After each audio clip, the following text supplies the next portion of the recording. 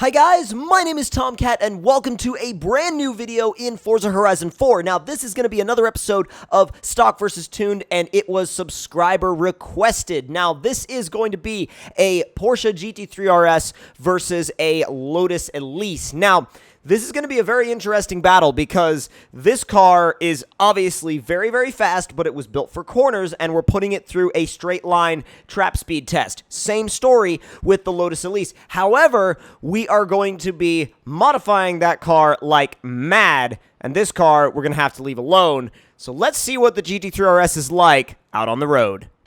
So the GT3 RS, it is very quick and sounds amazing.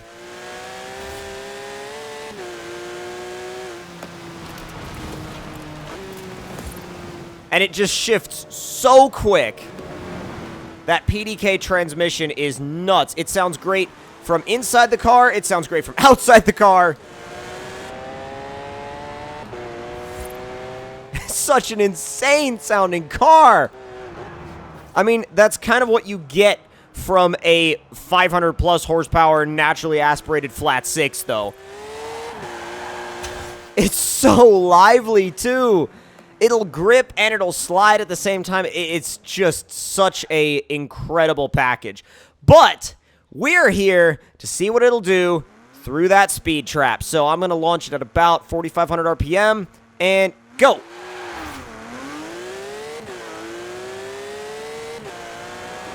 There's 100. Come on. Into fifth, crossing 140. Crossing 160 into 6th, 170, 178.91 miles an hour, so 178 through the trap. That is very fast. I mean, that is really, really fast. That's faster than the stock Gallardo Performante that we ran recently. So this thing is not only a very fast car, but it's absolutely a competitor, especially for being a naturally aspirated flat six. But without any further ado, let's grab that little Lotus and see what it will do stock before modifying it. Now, this little guy is a very, very interesting little car.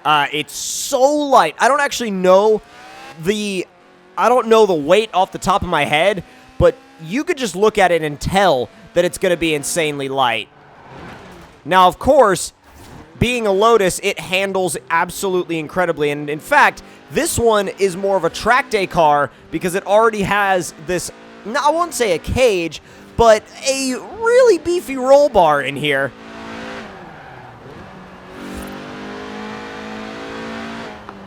Love the sound of that engine, too. Like, when you get up into the higher RPMs, it really starts to get angry. Right about at 5,500 RPM, it really gets nice and angry. Now, I know it's raining, but to be honest, I'm not too concerned about the rain because this thing doesn't actually make all that much power. So we're going to give it a good launch and see what it will do. Not much wheel spin at all, despite the rain. Into third, right at 80 miles an hour. 90, 100, into fourth. This is faster than I thought it was going to be stock. There's 130. Come on. 135 dead across the line. So 135 miles an hour as compared to the 178 miles an hour of the GT3 RS. And to be honest, while this is nowhere near as fast as that, we're going to see what we can do because I think this thing has more than enough potential in it to really, really reel in that car. I mean, I think this car definitely has a shot. So without any further ado, back to the shop. All right, so time to build this car. Now, as far as engine swap options go, we have two choices. We have 3.2 inline 6 and the seems to be the go-to, the Turbo Rally engine. I mean, you can pretty much put that in almost whatever. It really seems like you could put that in whatever you want at this point, but I am curious as to what we'll be able to build the stock engine into because I have a feeling that we might be able to get it close with the stock engine. I don't know, but I'm kind of going out on a limb by saying I think it's doable. Now, with that being said, I don't know I don't know. It all depends on how far they let us push it, because that little turbo rally engine can do, you know, almost 700 horsepower, but they basically let you push it that far. So, wow, race weight reduction only reduces 104 pounds. I mean, it is a Lotus. It is very light already anyway. So it really all depends on how much room they give you to play with these aftermarket parts. So let's throw an exhaust on there. Let's throw cams in it, which got us almost 40 horsepower, which is pretty respectable.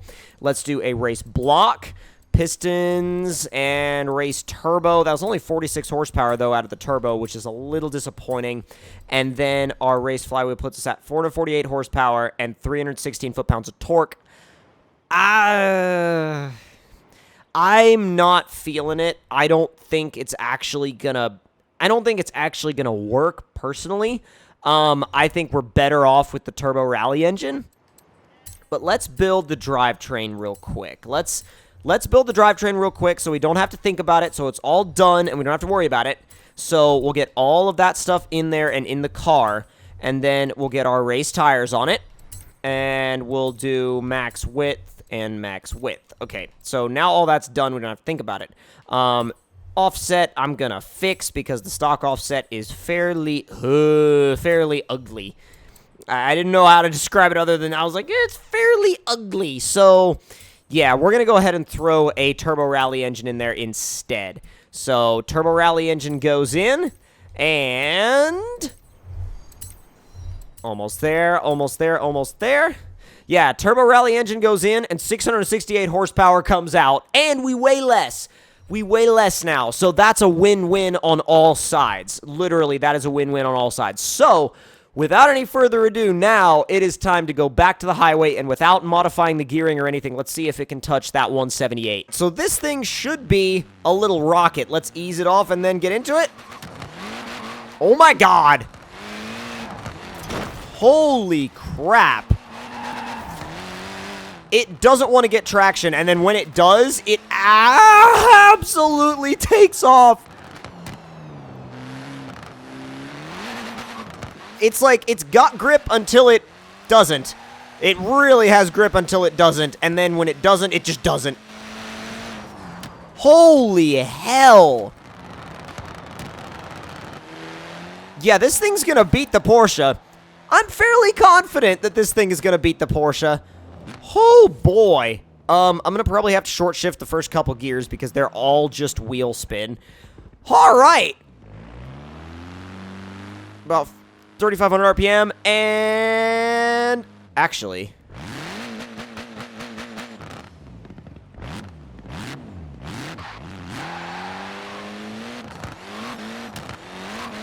that was about 3/4 throttle. Yeah, I don't go full throttle until 4th.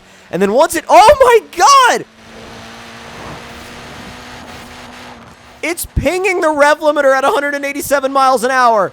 Oh my god! And that's without even messing with the gearing. Well, we took down the Porsche. Let's mess with the gearing a little bit, because now I'm very curious, because if it took down the Porsche that easy, yeah, good lord. This thing, this little car, 223. What if we go to a 282? 225. It might hit an aero barrier. 226.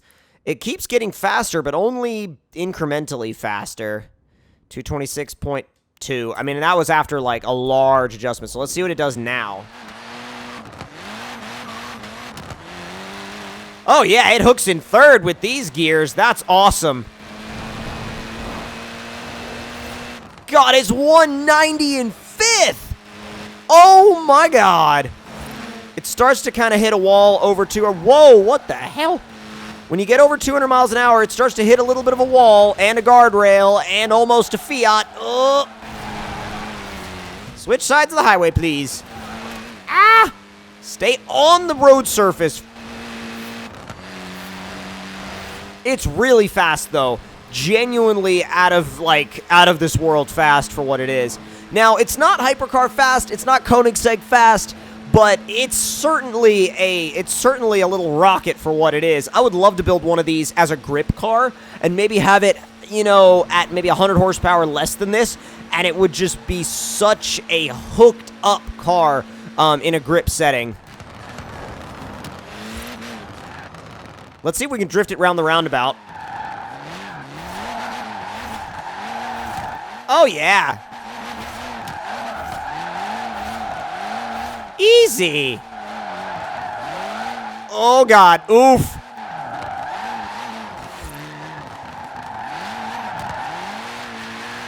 All right, let's see what we can do going this direction. Downhill. Come on. Almost at 200. There we go. Starts to hit a wall once we hit 200, but that's okay. I won't say hit a wall. I'll say it starts to gain speed slower. 220. Oh, God. Yep, that's gone. Never mind.